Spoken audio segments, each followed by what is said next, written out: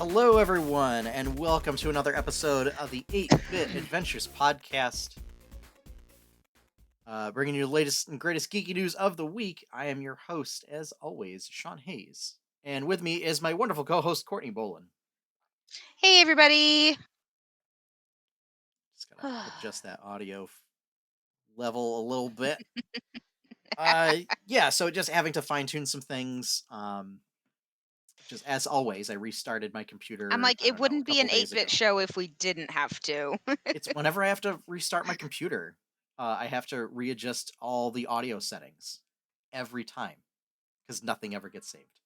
So yeah, uh, but we've got a couple of interesting things. So we did have a Pokemon Presents because Pokemon no longer wants to be a part of the Nintendo Directs anymore. They want to do their own thing, so they do their own presentations when they deem fit. Um, and we lost Courtney.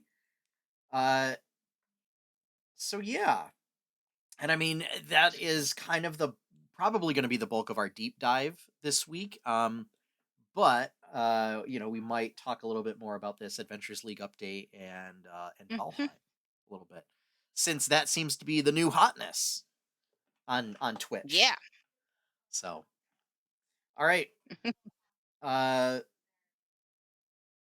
I don't know if we really have anything else. So why don't we get right into our quick fire news? Yeah.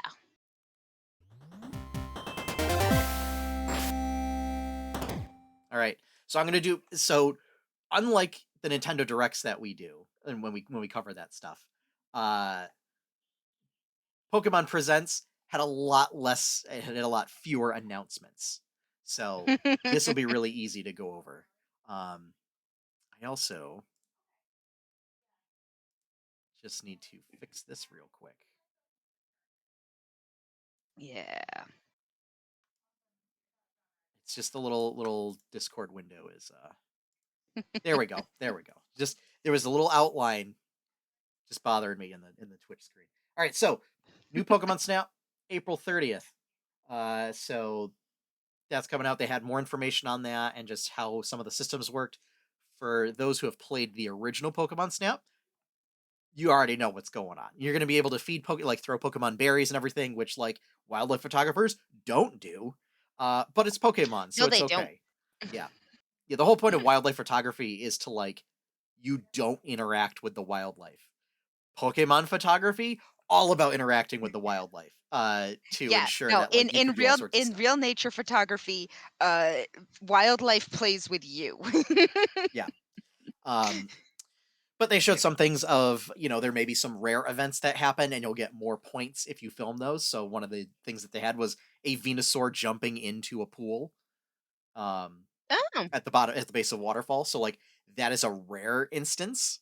So if you snap a photo of that, uh you'll get more points and you may potentially trigger other things happening on the tour.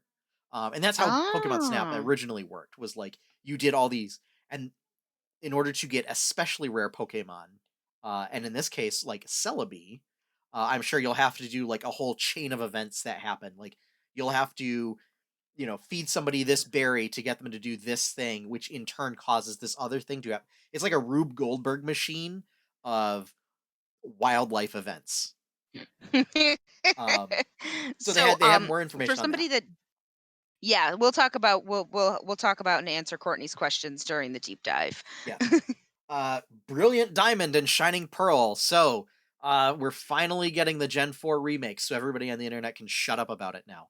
Uh, sorry. I really like a lot of the Pokemon that came out in Gen 4, but like it got really tiresome to hear everybody keep talking about how much they want Gen 4 remakes. Um, that is coming late 2021. One point of fact is Game Freak is not developing this game. It's being developed by ILCA Incorporated. They're working with Game Freak and the Pokemon Company, but they are developing it. There's a lot of consternation Interesting. about the art style, which is kind of um, Breath of the Wild. giving. No, it's giving the original uh, sort of chibi 2D sprite style a bit of a facelift, and a bit of a lift up without making it like the full 3D models like Let's Go was doing. So that's why. In addition, we have Pokemon Legends Arceus. which is coming out in early 2022. This is what you were referring to, Courtney, with the Breath of the Wild style. This is open Okay. world, um, and it's a little bit more of like an adventure game. Um, Not a whole lot of details aside from the fact that you will get a choice of starter Pokemon. Battles will occur like in the world, like you won't be taken to a separate battle screen. Yeah, that was the thing, like, I was watching the video for this earlier today, and that was the thing that's like, "Oh, Yeah. oh, oh, It's a okay, little so tough we're doing that because now." very early game footage you can see in the video. Although it was difficult to tell because they were having a whole bunch of stream issues. Um like lots of stuttering, lots of buffering for everybody, and then just like they cut the presentation short and then you had to Oh, refresh. okay. Yeah. Like it cut mid sentence and was just like it's Interesting. over. Yeah.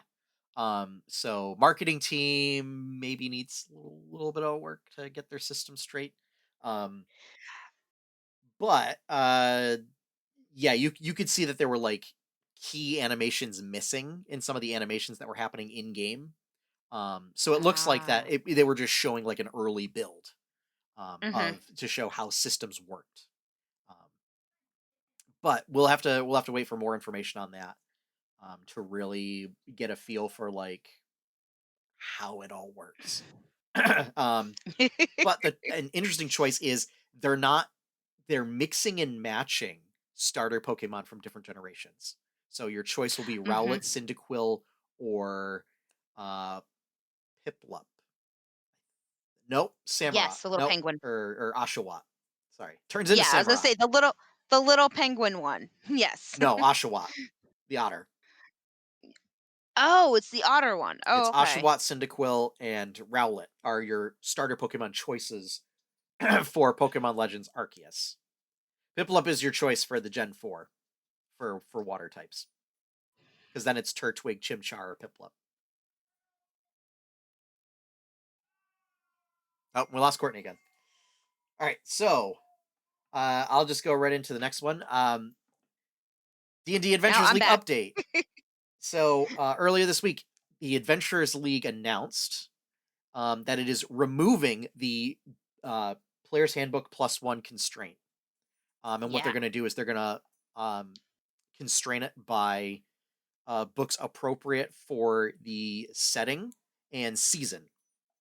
Yeah. So what this means is if you're playing in an Eberron game, you'll have access to any of what are considered like the core player books. So this includes Tasha's guide, this includes Xanathar's guide, um, as well as any books relevant to that setting and campaign. So playing in Eberron, you would have access to Eberron Rising from the Last War. If you're playing in Forgotten Realms, you would have access to the Sword Coast Adventurers Guide. Um, Mhm. I think Volos might also count as a player book. Um, It does. yeah. Yes. They actually stated Oh yes, specifically in the Xanathar, article that Volos, I and read, Tasha's. um, yeah, that Volos will be Yeah, included. And again, it's just depending on where you are and where your setting is. yeah. Um, So and as I an know that, example, yeah. sorry. Um, so if they are ever running like Curse of Strahd, you would have access to everything in the upcoming Ravenloft book, presumably. Mhm. Um, Yep. Rime of the Frost Maiden, which I believe might currently be in effect because that was the last adventure path put out. So Rime of the Mhm. Frost Maiden, you would have access to Sword Coast Adventurer's Guide because it is a Forgotten Realms campaign, as well as any of Mhm. the options that are present in that book. Um, Mhm. for Candlekeep, same thing. You would have. I don't expect there to be any options in Candlekeep, but you would have any sort of Forgotten Realms options available if they were to do that. Um, Yeah, the article that I read mentioned specifically with the two that we do have coming out, so Ravenloft and Candlekeep, that again, these same kind of rules would be following basically whatever setting you're in, whatever place you are, um, you'd be able to have access to all of those. So, you're running a Avernus game, yep, you can access all of that stuff. yes, yeah. But And so yeah. for those that don't know, D&D Adventures League is sort of organized play. It's available Mhm. for people that want to play at like their local game store or at conventions. Um, It has a little bit of what would be considered not like atypical things for D&D. Like you don't accumulate loot and treasure. Um you get like points that are used to like you get points as an abstract form of collecting treasure as a way Mhm. to purchase equipment for your like magic items and stuff for your character. Um or if you Yeah, do I've acquire always magic items, it'll be like you can retain it for another session, like by expending these points or whatever. Um, this yeah. is intended so that it ensures that you can take your character and bring it to different games with different DMs, and they will be consistent with the other players at the table. Yeah. Yeah, I've always kind of seen Adventures League as like when I'm equating it to something else at a video game or at a game store, like a card shop and stuff, is like in the current meta and currently for like Magic the Gathering games. Like what's current versus what you can make in a deck are two very different things. Um, but what you can play in like tournaments and stuff is um yeah, and they have, like, I banned mean, cards, but if you're just playing with your sort friends of. at It's home. really just it's more of that they just limit the number of options that you can do just to ensure that it's all the players within an adventure path have access to the same options, um, Mhm, and the same sort of limited scope of options. And they also want to ensure that stuff fits thematically, and that's why they have those mhm, restrictions. Before it was to ensure balance, so that way, like it wasn't that you could cherry pick stuff, from all sorts of things, which was the bane of third edition, and how people were coming up with so many off the wall builds, that you know somebody that's just playing, say, a ranger, and only a ranger and only stuff from the player's handbook, mhm, wildly different power level, and even just conceptual build, than somebody that was, cherry picking feats from this book and spells from this book and classes from mhm, this book, and multi-classing with other classes from this book and pulling a prestige class from here, um, mhm. is Or really UA how you got. stuff, you know. Well, UA stuff is not Adventures League legal. Ah, okay, That's always been the case. Um, okay. Also stuff I've from never really done yeah, much with Adventures League. I've always actually only played in home games, yeah, so which are either just straight up homebrew, like yeah. So Jamora it's is, only and stuff that's been officially published. So what this also yeah, means is, um, conceivably, they could do a wild mount thing for Adventurers League, although that seems very unlikely. Um, but technically, they would not. You would not be able to bring a blood hunter or gunslinger because those are not mhm, official, because they're posted to DM's Guild, and because they were printed in a third party product initially. yeah, So that's just an explanation of like what Adventures League actually means and what this announcement means. So for people that do nice. play, it opens up a much wider variety of options for you. You're not limited to like, because it's you pick one book and you can only take stuff from that other book and the player's handbook. Mhm. So all right, Courtney, do you want to go with the next announcement? We don't have to go Yeah, in order, by the way, you in the show guys have notes. been You can pick something Sean, I else know if you that want. you have been playing a bit of this new indie survival game adventure game called Valheim, which is in early access Mhm. and is reportedly reviewing incredibly well. I know a bunch of my other friends are playing it and really enjoying it. Yeah, so Um, the Steam reviews are overwhelmingly positive, which is really good for an early access game.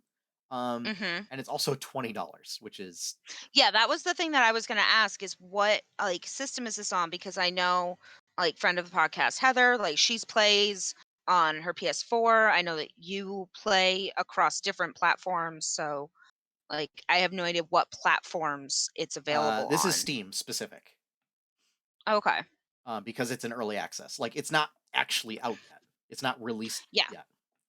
Yeah. Um, but yeah, it's for the amount of content. It's so early access games that review that well and have that economic of a price point Mhm. uh tend to become really good successes. Like this is Yeah. I can see this game having Stardew Valley and Subnautica levels of success Oh, because wow, that's like really? that's where it's at. And that's why I Hmm. felt it's also, Phasmophobia being another one. Like that is going to have some level of success as well. Just Mhm. because like everybody was Well, playing it and more features are being added. It's got a nice price point. mhm. Although that Nice. one is Well, more of a seasonal thing. speaking of other yeah, and speaking of other nice games that are out, in one form or another, that have that nice price point is, Littlewood that we have talked about on the podcast before. It's that farming community sim, very similar to Stardew, um, and that just released on Switch, sometime in the last physical week. It Um, released last week, the okay, 25th, I believe. okay, So one thing is so it's similar to Stardew in that it's technically the same genre. However, there are a lot of differences. One in which yeah, terrain building is a big thing mhm, where you're actually building up and down the terrain, adding like you actually build the town and you yeah. fill out the town. And unlike Stardew Valley, is time does not pass unless you perform actions, which is a Yeah, I really nice way of remember doing it. yeah, I remember you saying that it's the whole, like, depending on what you're physically doing Hmm. is how long the day passes, which honestly I like.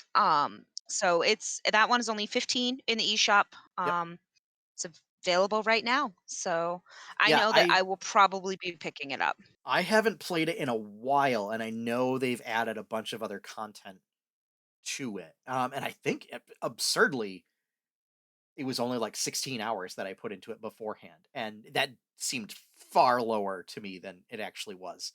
Um, but it's definitely a nice, relaxing game to pick up. Um, very low stakes.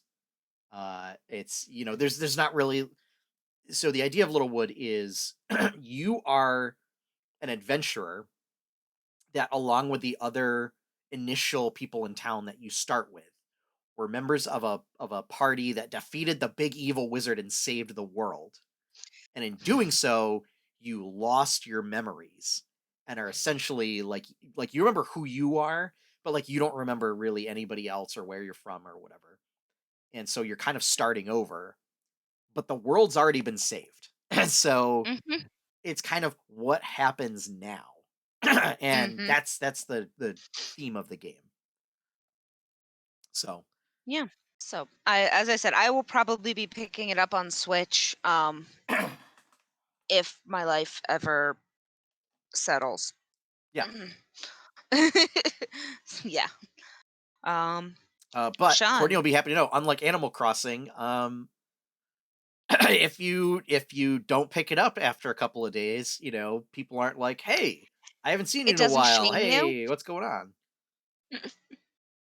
Or I stood outside your house like for the entire time, except when I had to go to the bathroom. That's the thing Yeah. that some of the No. villagers will say, and they're like, "I don't, And I that's don't think you wanted me to stand outside your house doing that, so I went home." yeah. But speaking of which, so the Mario event is now live. So what this means is in Animal Crossing is you can go into the promotion section of the sort of online catalog and purchase Mario items. So unfortunately, you are limited to 5 a day. So you have to pick 5 each day that you want to buy. But most of them you're only going to want one of. But they include things like uh, like mushroom furniture. So like the actual mushrooms, turtle shells, power stars. Um, I saw like all the outfits for yep, Mario, Luigi, Peach, like all of and those types of Wario. things. Uh, but no Waluigi. As if to Wow. say, "Go away, Waluigi fans! How dare you?" After all the hate that you threw at Sakurai for Smash, and that's why he'll never be in Smash Brothers. No, but seriously, so one interesting tidbit is you can buy warp pipes. Now, these have a functional purpose, is that if you buy more than one, they connect. So if you buy two, when you hop into one, you pop out the other one. Now, if you have more than two, what happens is when you pop into one, you get transported to a random one that's not the one that you popped into. So players are using this as a way to like create like fast travel points. It's just you don't get to choose what point you end up at. But you might Eh, put one like at your house, you might put one on the two opposite beaches, you might put one down at the airport, and you might put one like, up at the secret beach, or up on the top cliffs or whatever. mhm. So as a way to just quickly get around to your island. Yeah, I think that's great. I think that's a really cool little feature, Yeah. and a really cool little object and item to add. Yeah, it's nice I that they added a themed item that has a very practical purpose. Yeah. It's also the whole month, so it's not limited to one day. And as I said, like you don't have to do anything to get the item. Like you don't have to jump through hoops to get the items. Just you open your catalog and it's right there, and you just buy them. Mhm. Um, each one's like a thousand bells or something or whatever, so they're not super expensive. As Mhm. long as you're past like the initial week in game, you should be able to get enough bells to afford them. So and if you're like most of us that have played since launch and you're sitting on millions of bells, it's money doesn't matter. It just doesn't. So, and then Yeah, I finally, had a this is a little bit of just came across this news. Popped up yesterday on The Verge. Epic Games is acquiring Mediatonic. Mediatonic makes Fall Guys, so they purchased their parent, Tonic Games Group, for an undisclosed sum. And their goal for now is they don't want to make any changes to the game aside from hopefully in the future to bring cross-platform capabilities to it. But they don't want to make it free to play. They don't want to do anything else or whatever. Um, I mean, to be fair, Fall Guys has a pretty low price point to yeah, start with. it's $15, I think. They said 15. I was just looking at it in the eShop earlier today. I might be wrong though. I It is fully entirely admit possible that. that it has different price points for different stores. Mhm. As I will bring it back up. Uh, Epic buys Mediatonic The Verge. Where is it? Where is it? Where Yeah, is it? Among Us is $5 in the eShop right now. Yeah, this isn't I Among just Us. double checked. Sorry. Uh, Fall Guys cost $20. Um, but it didn't specify which platform. Mhm. It still says the developer is still bringing the game to Xbox and Switch. And Epic, obviously, is planning on bringing it to the Epic Game Store. So, um, I can't imagine that they would pull it from Steam after the fact, but you never know. So, Yeah, I think it would be a poor decision on their part to pull it from Steam after releasing on an Epic. I think that would be bad publicity and bad press. Um, that's bad form. Like they people bought it on Steam. Like yeah, you're let's put it you're this way: uh, it's not great press, um, when there are games that, because like the dev studio collapsed, have been pulled from Steam. And now if you bought that game, then it becomes this whole quandary of how do I how does this even work now? Um Sword Coast Adventures. Uh yeah. So it's one but of those things where like as long as you don't delete it from your library, like you still have it. Or yeah. Scott Pilgrim. previously for Xbox owners. Yeah. Mhm. So yeah, that's a thing. Epic seems to wanting to be building this so-called metaverse, and that's they like they Mm. said, we're pleased to welcome Fall Guys into the metaverse or whatever. I don't know if that's like their Fortnite setting or something. I don't know. Mm. Or if it's just marketing. Who knows? Who knows? All right. That But wraps up our quick fire news. So let's get on up into our deep dive of the week.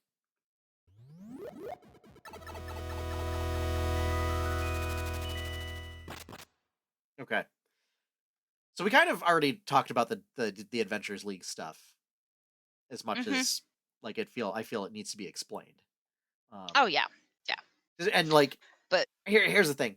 For home games, this doesn't mean anything unless because here's the thing is most DMs that went by the PHP +1 rule are probably not gonna suddenly now be like, oh well, Adventures League it did away with, so I'm gonna do away with it too. They probably have their own hangups on stuff. Um, mhm. but most of us are just like, yeah, I don't know. I'm gonna buy all the books anyway, so just use Well, I whatever mean, you I want. think especially because of course, I frozen again. You are not frozen on my end. Oh, now she is. Oh, just it was No, so delayed because like you said, I'm frozen, and I was like, I don't know, I can hear you fine, and then all of a sudden you just went boop, and then came yeah, right back. no, I couldn't hear or see anything Oh, moving. okay. Um, Well, we all could hear you. but well, that's good Yeah. at least. So why don't we talk about Pokemon Presents then? Yeah. Are you excited for any of these offerings? So I never played Pokemon Snap. I didn't So either, actually. I had guides in Nintendo Power for it ah, on yeah. how to So do like my all the secret stuff. yeah. So like I think one of my bigger questions, and hopefully it will be answered in um either a video later this week or this month from uh Pokemon? Nintendo or the Pokemon Company or something. But like because I have no idea if it's like do you get like because it sounds like you get quests to like get the you know feed the Pokemon something so that it does the certain thing so that you can get the picture of it. And like I'm wondering how those chain reactions that you talked about will like if they're gonna um if it will be spelled out of do this and then you immediately get another quest it's like do this. And because of the Oh, chain here's the thing. reaction. No. It Okay. likely won't be, Courtney. So the assignments that you get will likely be, and I don't even think they're assignments. I think it's you just get points based on. So like the Venusaur example I brought up, like it Yeah. won't be um like you won't get an assignment to snap a photo of Venusaur or whatever. It'll be that like you have a photo album and your goal is to fill your photo album, and there are different photos that you can place in the slots and everything. Um, Hmm. Originally it was up to you. You just went out and you just snapped photos of things, and it was up to you to kind Yeah. of figure out that stuff. And you get points Eh, based on the quality of your photos. Now so what if the it's points do, I blurry have you no get idea. very few points and X, Y, and Z. Okay. Yeah. I mean, I'm interested to probably maybe see some gameplay of it before I let's put it this way, I am not pre-ordering any of these games. Um but I would like to see a little bit more like maybe some uh words I have them. Gameplay footage. Some yeah, yeah, getting to see some kind of play of what it actually looks like. Well, And and it's of what the Brilliant Diamond and format of Shining how it Pearl works. are just Gen 4 remakes.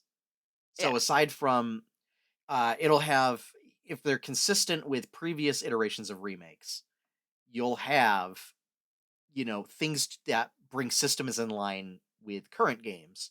So things Mhm. like fairy typing, um, you know, whether some moves change typing or not, or whatever, or certain systems like that. Um, but aside from that, I mean, it'll just be that, Diamond and Pearl have a facelift. Like, it's not like they're gonna add Mhm. any secret twists to the story or anything. It's gonna be Oh, the same yeah, story. no, the other one, yeah, like Brilliant Diamond and Pearl coming out. I'm excited for that because I didn't actually get to play much of Diamond and Pearl. Um, so I'm excited to see that it's getting a facelift, and that it's coming to Switch because I know pretty much they're working on getting everything re-released out on Switch, with facelifts, with little different improvements. But um, yeah, I'm still not sure if I'm actually gonna want to get it because it is just Yeah, I another, don't know. yeah. And I say this Um, as someone that is a big fan of Turtwig. It will be the mhm, first time that a lot of those Pokemon are in a game since Diamond and Pearl. yeah. So, and former co-host Josh York asked, how about Pokemon Souls like? If you're talking about Pokemon Legends Arceus, it's not at all like Dark Souls. If anything, it's just straight up open world Pokemon. Um, That one is the one that I'm actually the most excited for, I guess. Yeah, because it is going to be such open world. And from because I just went on the Pokemon website today and watched both of those trailers and the pages that they have for them. Um, I really like the look of it. I really think it's basically like Pokemon Origins.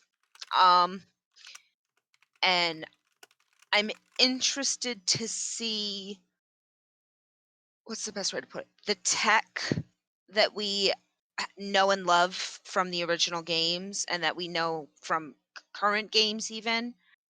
Like they've already said like the Pokeballs work a little differently. Um and just catching Pokemon is an entirely different dynamic now. Um for this one that I'm very interested to see how it works. But again, I might want to see some more play of it before I make a decision to get it. yeah, But but yeah, and I'm imagining Diamond and Pearl will probably come out in time for Christmas, and then early 2022, any time from January to Memorial Day, because May is late May is still early in the year, almost mid, but not exactly. but but so and then Valheim. Um, yes, so yeah, so this is something. Turns out I'll be playing it on stream this week. So yeah, it's a Norse mythology themed adventure survival game. okay. Um, so it has the thing of you start out, you have nothing, and through a combination of gathering and crafting, you build up your gear, you build up a base, you do all that stuff, and by acquiring better gear, you can then harvest better resources to make better gear, to fight bigger enemies, to get better resources, to make better gear, yada yada yada. That is the cycle in which you play through the game, of constantly harvesting resources to make new items. Um, what makes this really engaging is sort of like Minecraft. Like everything in the world is destructible to a certain degree. Um and it's, but the fact that it has graphics that are more consistent with like maybe late PS1, early PS2 as far as like a lot of the character models. Um Mhm. but then like the scenery is so much better. Um and the fact that like you see all the trees you can cut down. You can just clear cut everything if you want. Stumps, right? You see these like moss Strip covered mine it stumps and everything. all. You see these moss covered stumps that look like they it's just like set dressing. Um you can chop those up. Eventually you can get a pickaxe.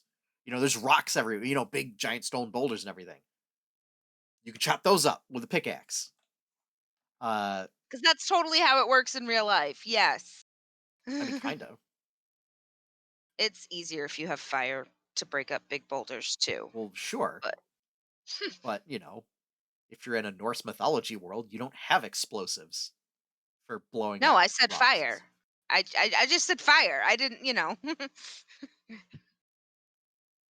Yeah. No. Just get a nice big hot fire burning all around the edge of it. That's how my grandpa got rid of his huge boulder that was outside of his house. Um, so one of the other interesting mechanics is so unlike other survival games Mhm. where in order to simulate hunger, what they do is they require you to eat at certain intervals. And if you don't, like you start taking damage or you get sick or whatever. Hmm. In this game, eating food gives you a buff to your maximum health as well as health regeneration. And in many cases your stamina as well. Mhm. Um and what it does is you have 3 food slots that have to be all separate food items. So it also forces you to eat a varied diet. You can't just eat like 3 pieces of meat and be like, "Ah, I'm done." Oh, you Um, can't just eat cheese wheels until you feel better? no, no, you have to mix it up and mix and match your diet. Um, so it's often It like you'll have makes to you go out have a foraging. balanced diet. You'll have to go out foraging for berries, and you might pick up like 2 different kinds of meat, or you might get 2 different kinds of berries or mushrooms or whatever. Um, and so then it becomes a case of going out and foraging and hunting for food. Um, but like if you're just gonna hang around your base and like, you know, build housing, you don't necessarily need to eat stuff. Mhm. Like if you're not expecting to fight things, you may not necessarily need to eat anything until you do. Okay. Interesting. There is durability on equipment, but when your durability runs out, that piece of equipment becomes unusable until it's repaired. It doesn't break, and you don't lose it. Oh, well, that's good. Yeah. That said, there is no way to get rid of equipment that you craft. So if you're like me and you accidentally craft uh multiples of pieces of equipment, the only way to get rid of it is to like just find a pit somewhere and just throw it, or just like throw it to the bottom of the lake. Just go out into the woods somewhere that you're gonna forget about and just like drop them and leave. Uh, Leave it for some other player to find, for some NPC so to there are no stumble upon. NPCs. Pretty much. There's What? like Odin's ravens, who are kind of like your quest guide helpers or whatever, and then enemies, and that's it. Those are the NPCs. Like you are alone. Okay, so is this like a Fallout 76 kind of issue where you have to have friends to be able to play and do certain things, or is it meant to be single player? It can be single player. You can also play with friends. It makes some things You can also easier. play 76 by yourself too. It's just is not you're not going to have a good time. Well, here's the thing. So unlike 76, so 76 was a communal server, right? that was like Yes. an MMO. This is hosted servers, so it's more like Minecraft. Okay. It's like Okay. Minecraft if you didn't have villagers, Okay. I can right? I can get behind that. It Yeah. does not require you to have friends to play or to No, enjoy. no. I And what you am can do is like I'm you okay with can that. like you have your game. You can invite your friends to come join your game, Mhm. and they'll be able to join your server, and you can do stuff together. Um, so yeah, Okay. Okay. I don't like games that require you to have friends to be able to enjoy it and to be able to like that's why I have this huge disdain for 76 yeah, because it almost requires you to have friends on your server or you're going to have a bad time, which is why I just still laugh when it's still selling for full price.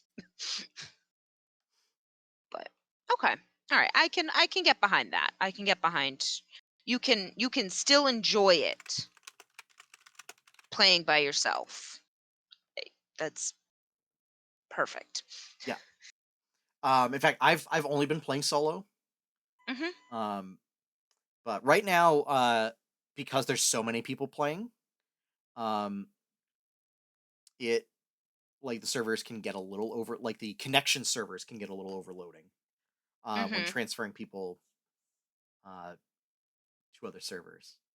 Um, so that is an issue. Um, there are a couple of instances where like stuff is a little hiccupy. Okay. Um, and I do have to say, um, sailing's a little wonky. Like I get it because I have actually sailed. Yep. Um, but I can see it being extremely frustrating for a lot of people.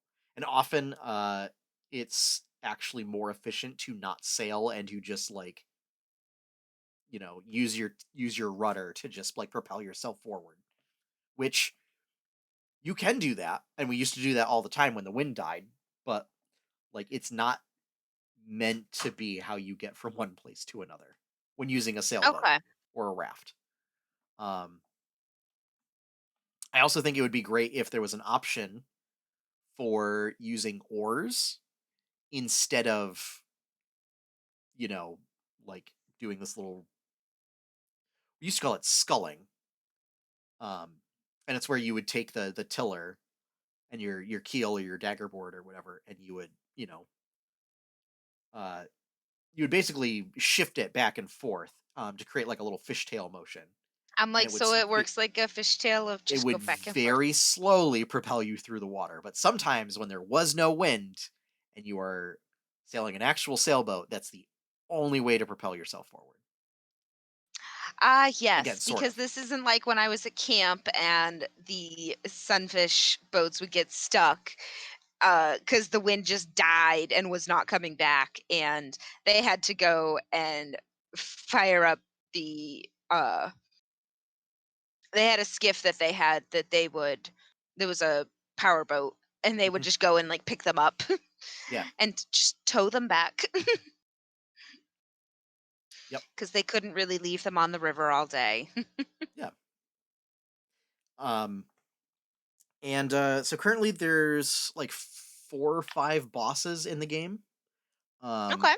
and ultimately the goal is there are, like wildlife or enemies that you have to kill to get trophies. You bring those trophies to that boss's altar and you summon the spirit of that boss. And your goal is you have to defeat these bosses to essentially escape to Valhalla.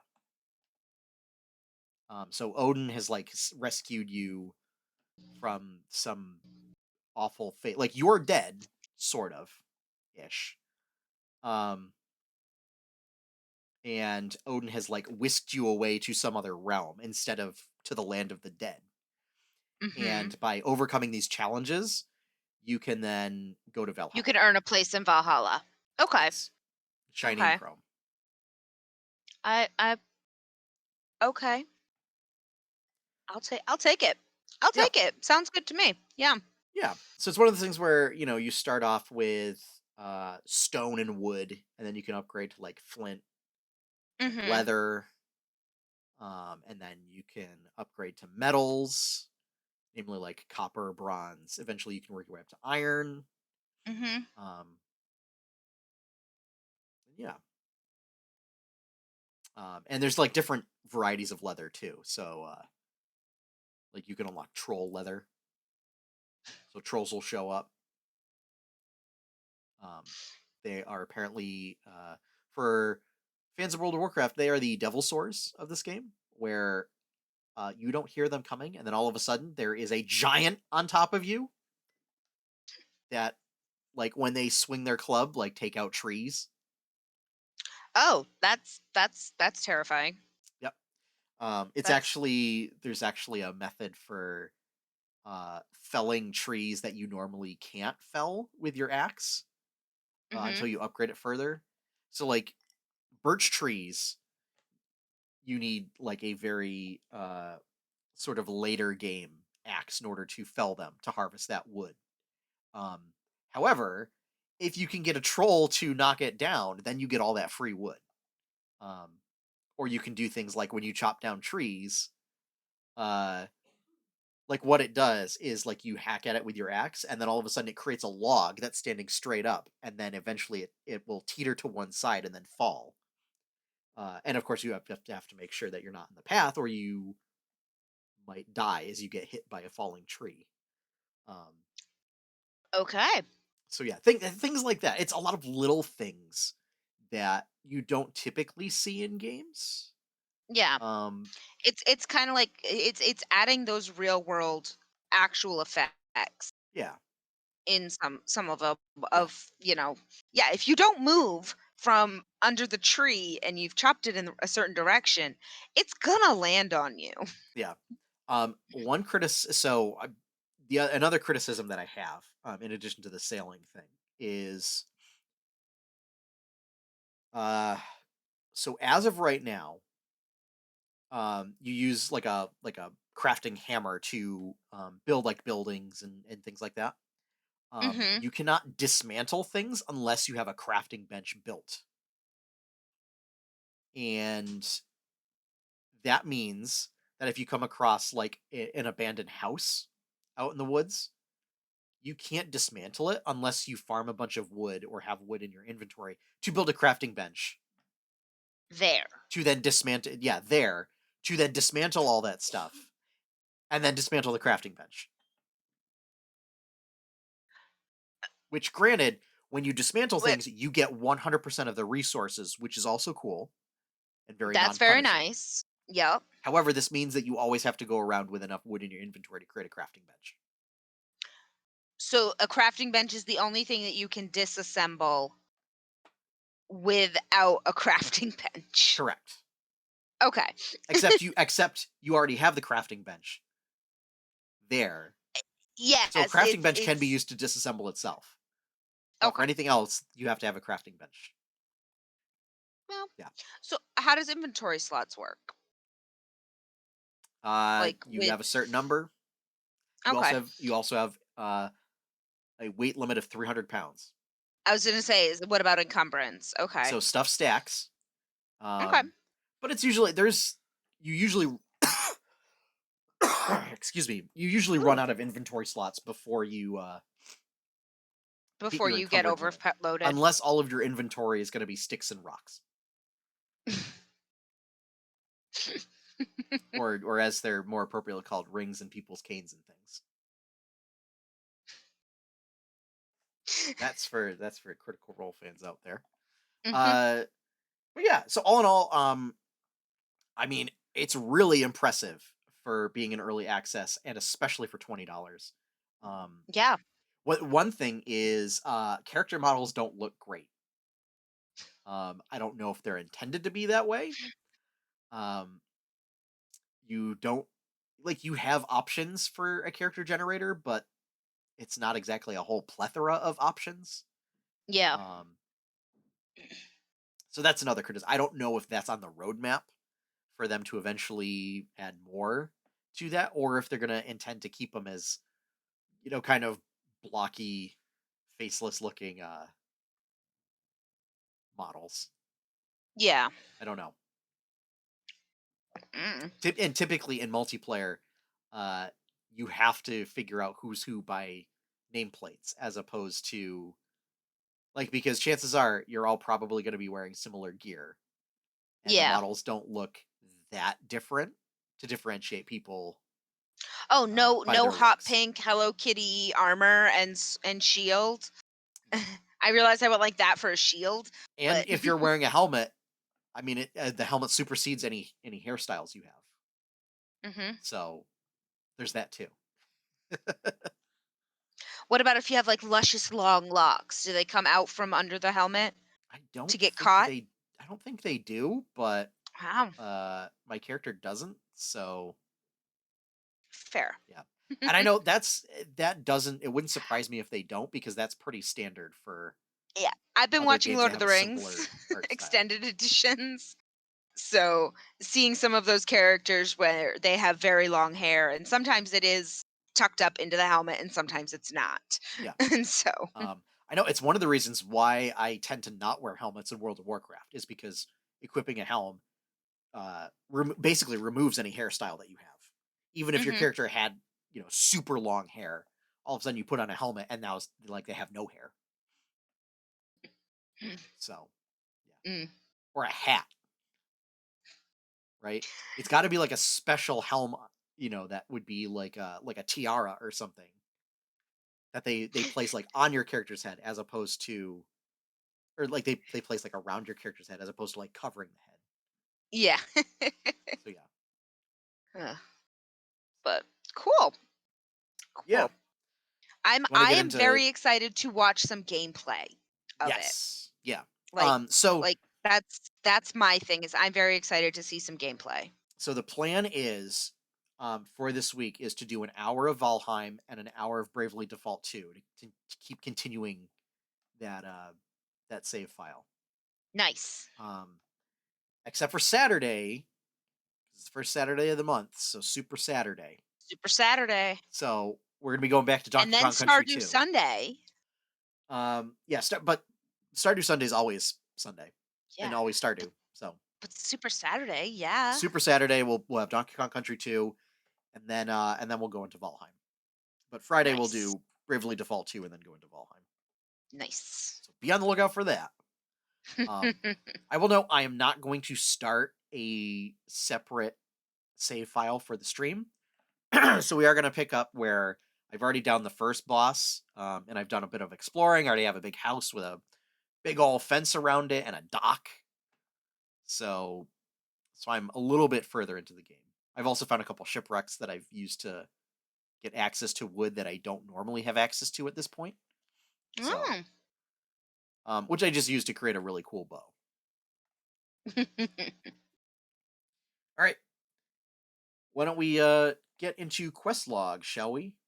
Yeah.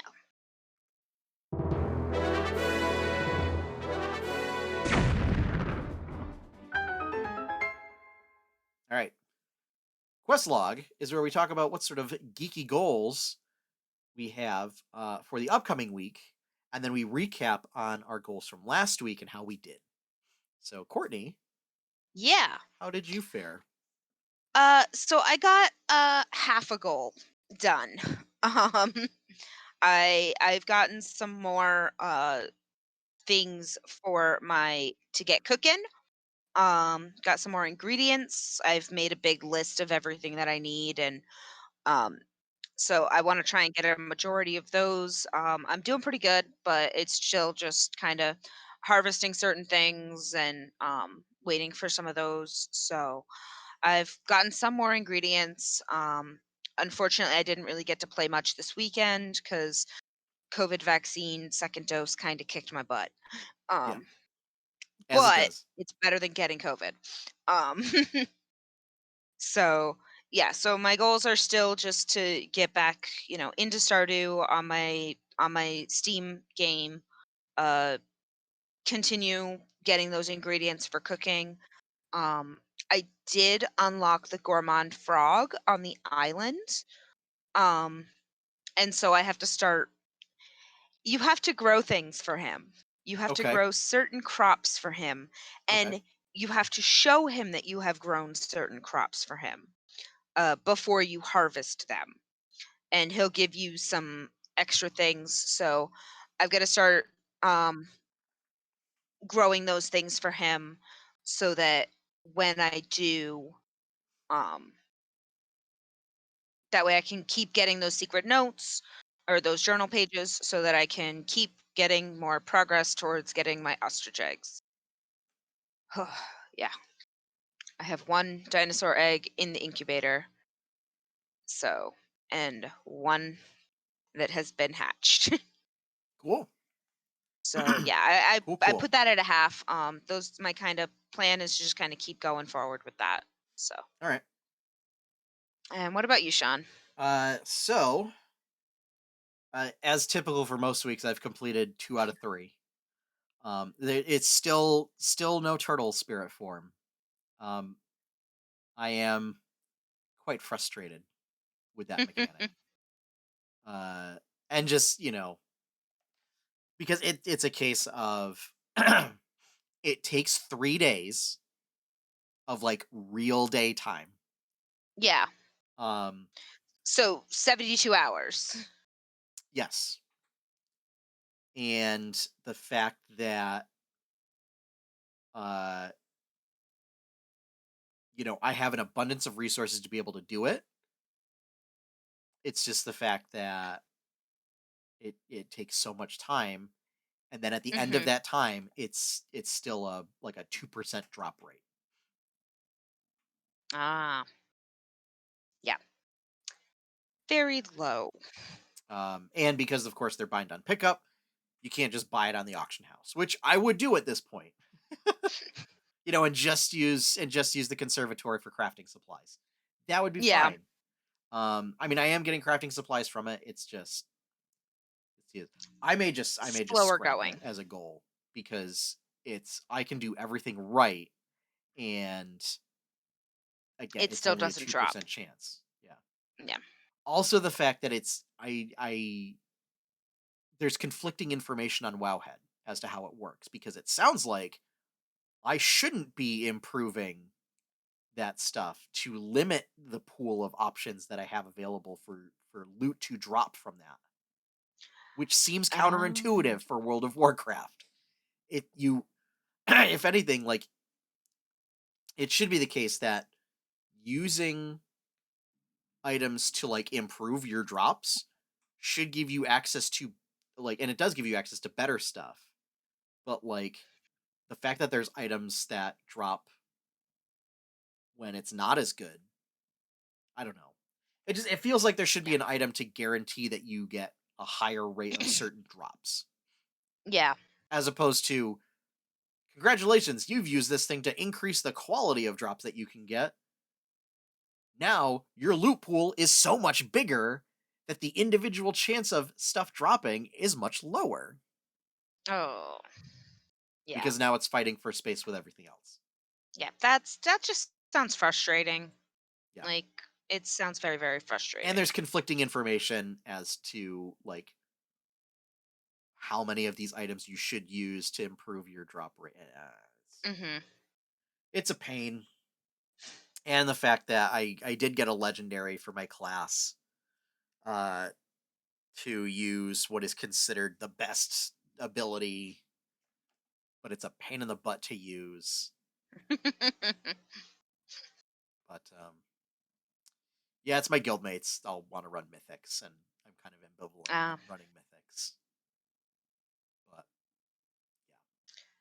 yeah, mm, I don't know. I was catching heat for the fact that I got um basically your covenant, which is sort of like your faction in the Shadowlands. yeah. You can get basically like quest gear that you earn by questing, and then you can improve it with anima, which is like one of the currency points from this expansion Hmm. that you farm. Um, so I fully decked myself out in that because up until very recently, there was like nobody left in my guild. So I was like, I'm a solo player basically. I'm never going to run dungeons. I have no reason to run dungeons. I don't want to run them with random people. I'm not going to do raids. So this is my way to getting basically like lower tier epics. Yeah. And all I'm doing is doing world quests, so I have anima to spend. So I'm gonna do it. Um, but the fact that I did that, and then they all came back and are like, "Oh, we gotta run mythics and do all this stuff and blah blah blah blah blah blah." Sean, why did you waste all your anima on doing this? And it's like, Because I didn't know you would be coming back. because I'm not psychic, jerks. Hey. No, I mean, I'm really glad that they came back, and it means that like it's actually social now and everything. And Yeah. it was just the But it timing of it was like you guys couldn't have figured this out like 3 months ago before yeah. I started spending all this stuff and could have used it to upgrade things. yeah. But, you're having you're back with your guildmates having fun now. That's the important part. So, Yeah. But I got comics colored, I got icons done. good. Um, I'm actually trying to whenever I have free time is to try and get a little bit of work done on extra comics per week. Nice. Because at this current rate, I'll have to do 6 comics a month to finish by the end of the year, which is the goal. Yeah. Obviously, if I can get it done quicker than that, that would be great. So that I'm not trying to get a campaign book draft and a fully printed comic book done at the end of the year at the same time. Yeah. Um, so there's that. Nice. Yeah, and then just surviving Surviving, 2021, surviving 2020. staying safe. Yeah. Yeah, Yeah. yep, It's staying sane. it's what's that word? I lost that word a long time ago. Yeah, Actually, about a year ago. yeah, yeah. Mental health is important, folks. Yes, it Treat is. yourself with kindness and practice self care. So, Yes. Yes. yep. All Self-care right. and safety. Yeah. On that But note, we're going to wrap things up for this episode. So thank you all for joining us. If you want to see more content from 8-Bit Adventures, be sure to check out 8-bitadventures.com. Over there, you can find artwork, podcast streams, comics, and more. I have started to post all the YouTube VODs there. So those are available on the site now. Um, if you would like to help support that content, please consider either becoming a patron on Patreon at patreon.com/8bitadventures. Over there, you can get behind the scenes access to Tales of Jamora content, which mhm. is our D&D. So at some point, we will get back to putting out that D&D show, and that is the setting for the show. There's a lot of exciting changes that are happening for down the line. You get early access to comics, and there are some, excuse me, uh, patron exclusive comics there as well. Yeah. Or you can subscribe here on Twitch and you get access to cool emotes and stuff like that. Uh, if you fall into either one of those categories, you get access to the weekly games poll where you get to vote on what games get played this week. Um, Yeah. so be sure to check that out. Poll is currently live. It once you click on the link that it is sent in your email, it is literally 3 clicks. Yeah. Click to vote, click to confirm you are not a robot, and click to submit. Yep.